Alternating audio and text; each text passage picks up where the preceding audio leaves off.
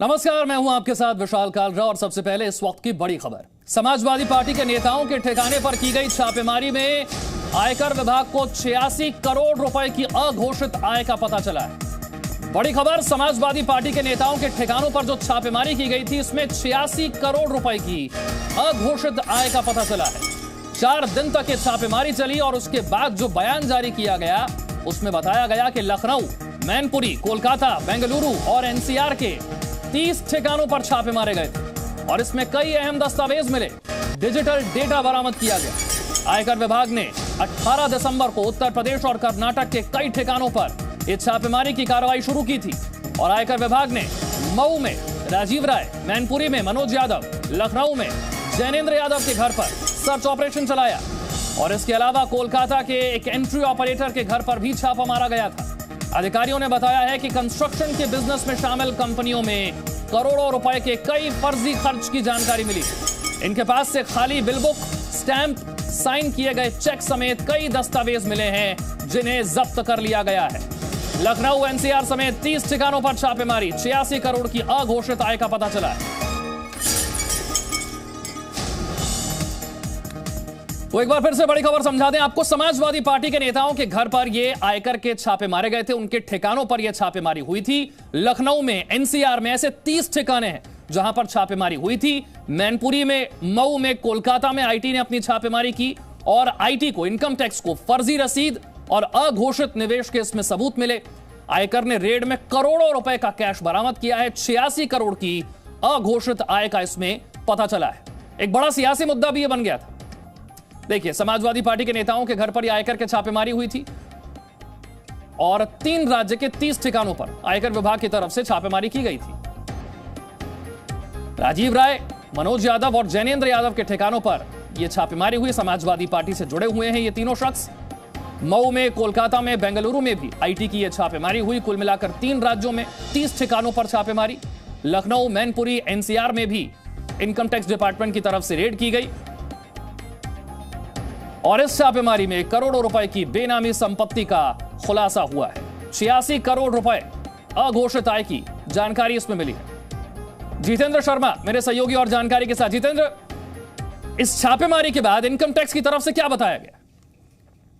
देखिए विशाल, 18 तारीख को इनकम टैक्स ने छापेमारी शुरू की थी और जो बताया गया था, जो समाजवादी पार्टी से जुड़े हुए लोग हैं उनके यहाँ पर छापेमारी की गई थी।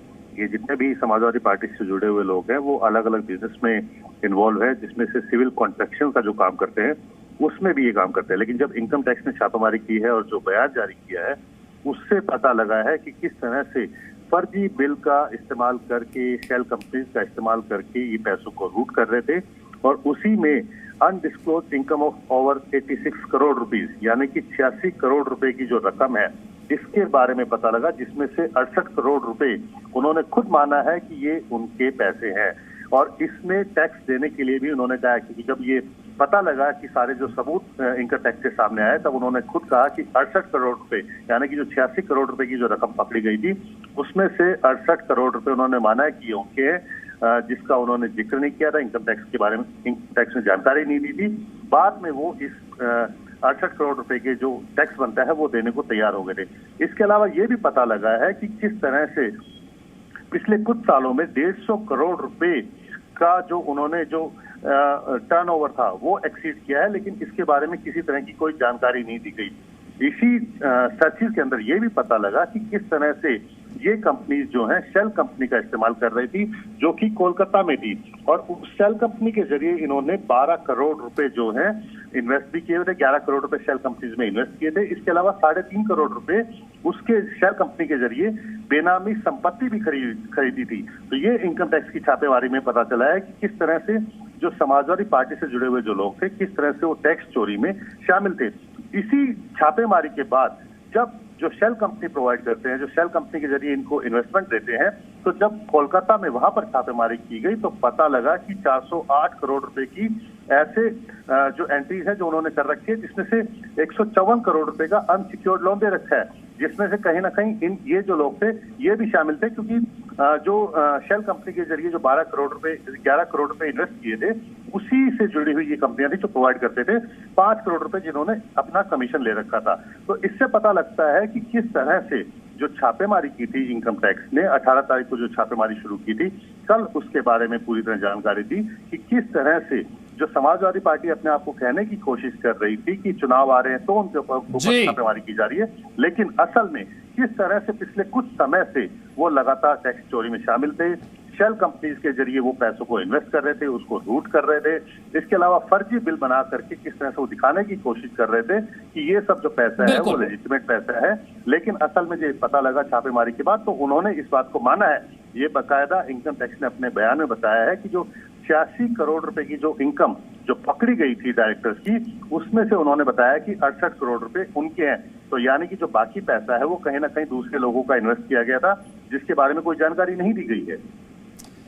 बिल्कुल, इनकम टैक्स की तरफ से क्या बताया गया ये जितेंद्र ने साफ कर दिया। विशाल पांडे के पास चलते हैं और इसका सियासी असर क्या हो सकता है ये समझते हैं। विशाल, पहले दिन कहा जा रहा था कि सिर्फ 17,000 रुपए तो मिले हैं, हम तो स्वागत करते हैं इनकम टैक्स डिपार्टमेंट का और छापेमारी की जाए। 86 करोड़ की अघोषित आय का पता चला, 68 करोड़ की अघोषित आय तो कबूल कर ली गई है।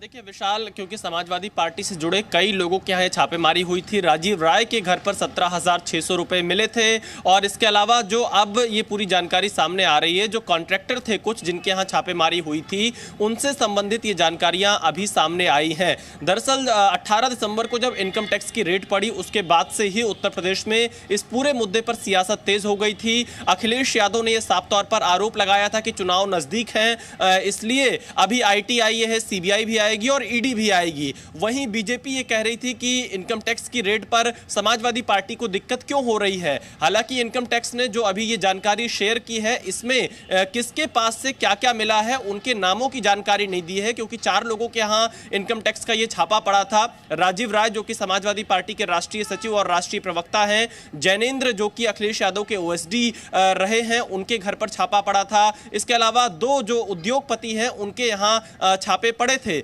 लेकिन किसके यहां से क्या चीजें मिली हैं नाम के हिसाब से उनकी जानकारी तो नहीं दी गई है। लेकिन ओवरऑल इनकम टैक्स ने जो छापेमारी लगातार 3 दिन तक की थी उसकी जानकारी शेयर की है, जिसमें टैक्स चोरी के कई मामले इनकम टैक्स के मुताबिक सामने आए हैं, जिसकी जांच आयकर विभाग इस वक्त कर रहा है। लेकिन उत्तर प्रदेश में अगले साल विधानसभा के चुनाव होने हैं, तो समाजवादी पार्टी इसे इसी तरीके से बता रही है कि चुनाव से पहले जैसे बंगाल और महाराष्ट्र में छापेमारी हुई थी उसी तरह से यहां पर छापेमारी हो रही है। तो बीजेपी समाजवादी पार्टी पर पलटवार कर रही है कि समाजवादी पार्टी को क्या दिक्कत हो रही है अगर इनकम टैक्स के छापे यहां पर पड़ रहे हैं। विशाल, लेकिन 30 ठिकानों से 1 करोड़ 12 लाख का कैश मिलना, 154 करोड़ का लोन फर्जी कंपनियों से दिखाया जाना, जवाब तो समाजवादी पार्टी को देना पड़ेगा और इसका असर भी होगा।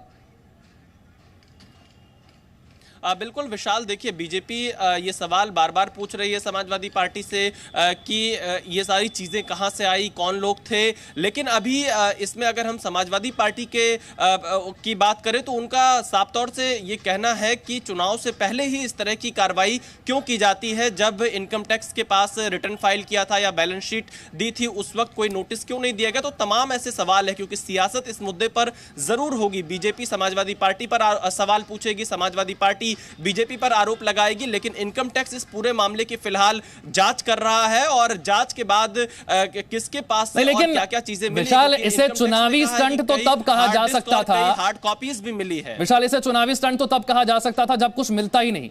यहां तो 86 करोड़ की अघोषित आय में से 68 करोड़ की अघोषित आय को कबूल कर लिया गया। बिल्कुल विशाल, देखिए इनकम टैक्स के मुताबिक जिस व्यक्ति ने इसको कबूल किया है उससे कहीं ना कहीं अगर समाजवादी पार्टी के जो नेता हैं उनके साथ उसका लिंक साबित होता है तो समाजवादी पार्टी की मुश्किलें जरूर इस मुद्दे को लेकर बढ़ेंगी। चुनाव से पहले उनसे सवाल पूछे जाएंगे। लेकिन अभी अगर इस पूरे मामले को देखें, जो इनकम टैक्स की तरफ से पूरी रिलीज दी गई है, 30 से ज्यादा ठिकानों पर यह पूरी छापेमारी की गई थी, जिसमें कई कॉन्ट्रैक्टर शामिल थे, कई उद्योगपति शामिल थे, जो सपा से जुड़े हुए करीबी लोग थे, उनके यहाँ पर ये पूरी छापेमारी की गई थी और जिसके बाद ये पूरी जानकारी सामने आई है। तो अब देखना ये होगा कि जिसके जिसके घर पर ये छापेमारी हुई थी, पर्टिकुलर नाम के तौर पर, जैसे अगर देखा जाए राजीव राय के घर से क्या क्या चीजें मिली, और इसके अलावा जो बेंगलोर बेस्ड कंपनी की बात आ रही है वो राजीव राय की कंपनी हो सकती है, क्योंकि हालांकि इस रिलीज में राजीव राय का नाम नहीं लिखा गया है, लेकिन बेंगलोर में ही राजीव राय के शिक्षण संस्थान है। तो जो ट्रस्ट की बात आ रही है वो राजीव राय से जुड़ी हो सकती है। इसके अलावा जो उद्योगपतियों से जुड़े हुए मामले हैं उसमें मनोज यादव, एक जो सिविल कंस्ट्रक्शन से जुड़े हुए व्यक्ति हैं मैनपुरी के, उनसे जुड़ी हुई ये जानकारी हो सकती है। तो तमाम ऐसी चीजें हैं, जब नाम के साथ इनकम टैक्स इनको शेयर करेगा तो और तस्वीर साफ हो पाएगी। विशाल, बहुत बहुत शुक्रिया विशाल इस जानकारी के लिए। इस छापेमारी में करोड़ों रुपए की बेनामी संपत्ति का खुलासा हुआ है। 86 करोड़ रुपए की अघोषित आय की जानकारी मिली। 68 करोड़ की अघोषित आय को कबूल कर लिया गया। 30 ठिकानों से 1 करोड़ 12 लाख का कैश मिला है और 154 करोड़ का लोन फर्जी कंपनियों से दिखाया गया है। Presenting B News app available on Google Play and App Store. Download it.